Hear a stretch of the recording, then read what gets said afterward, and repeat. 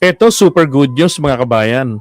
So, di ba recently si PBBM dumalaw sa Japan? I believe that's a state visit. Ah. Pero, binigyan po siya ng Japan ng pinakamataas na parangal. Ang nagawad pa sa kanya, ang emperador ng Japan. Ngayon, ito naman pong mga kapitbahay natin, itong mga kapwa natin Pilipino, no, itong mga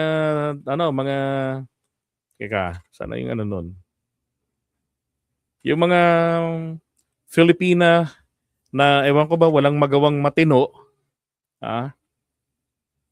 yan. Proud na proud sila, sabi nga rito napahiya si BBM, sinigawan na magnanakaw ng mga OFW sa Japan. Yun.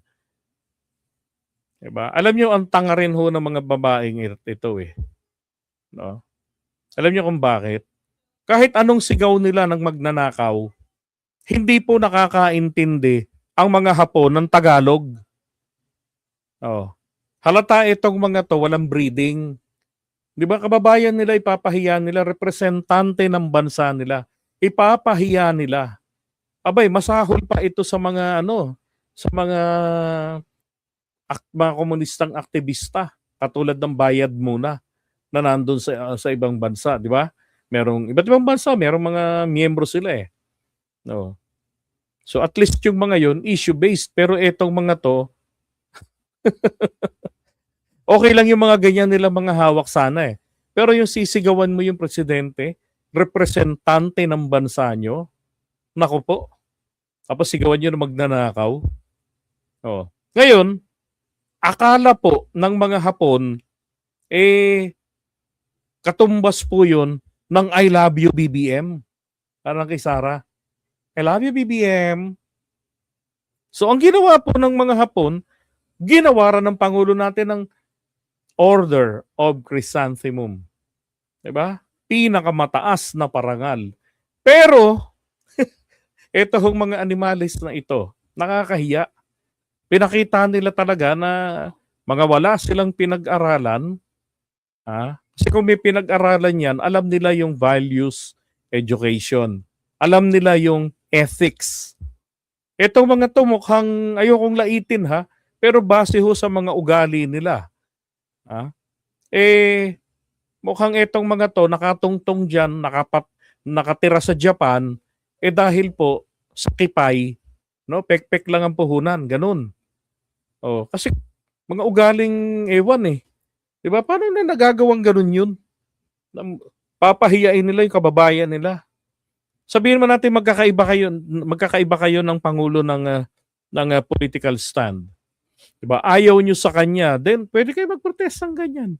Pero to the point na papahiyain pa ninyo, diba? Tapos wala man lamang ni isa sa kanila, sa mga yan, na naglakas ng loob na habang umaandar yung convoy ng Pangulo, wala man lang sa kanila sumugod. Diba? Humiga doon sa kalsada para mas maganda sana. May mga sayad sa utak tong mga kipailabom na na nandiyan sa Japan Nagsitanda na Di ba? Tangin na yan. Pero ilang piraso lang naman yan. Napanood ko yung video na may sumisigaw ng gano'n, magnanakaw, pagdaan ng Pangulo. Hindi ho ako naniniwala. Sabi ko, edited. Kasi, ang taas ng pagkilala ko sa mga kababayan natin na nasa Japan. Maging sa mga DDS. Dati akong DDS vlogger Pero nung makita ko tong ganito, pinost pa ng isang DDS page, naka po, totoo nga. Nakakahiya tong mga taong ito. Sa totoo lang.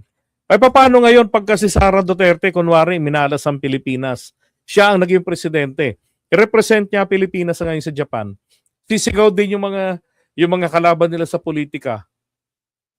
Sisigaw ng Sara Plunderer.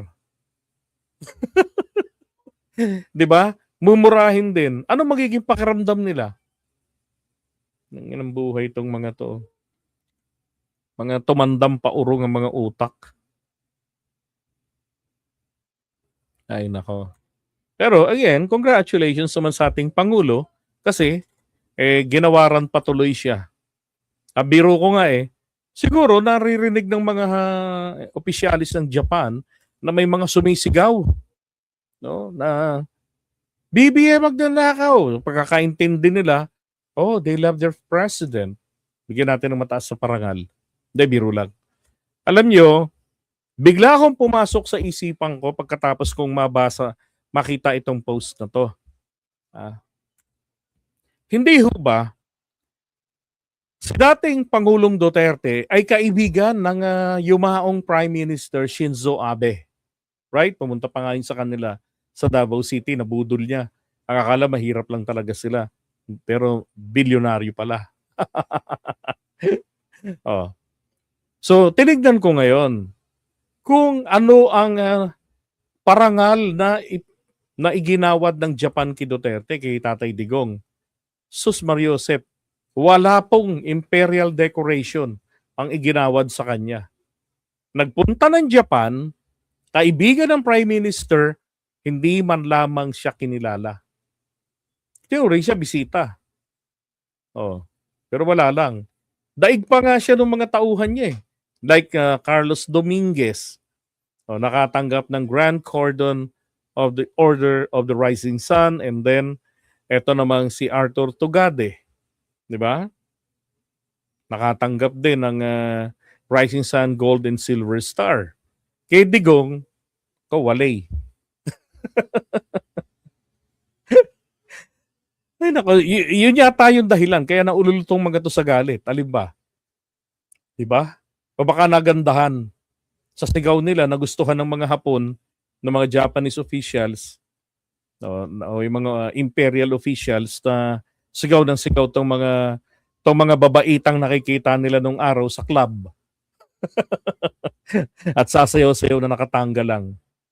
Ang inang yan mga babaeng yan. Kahihiyan ng dulot, no, sa kanilang sariling bayan.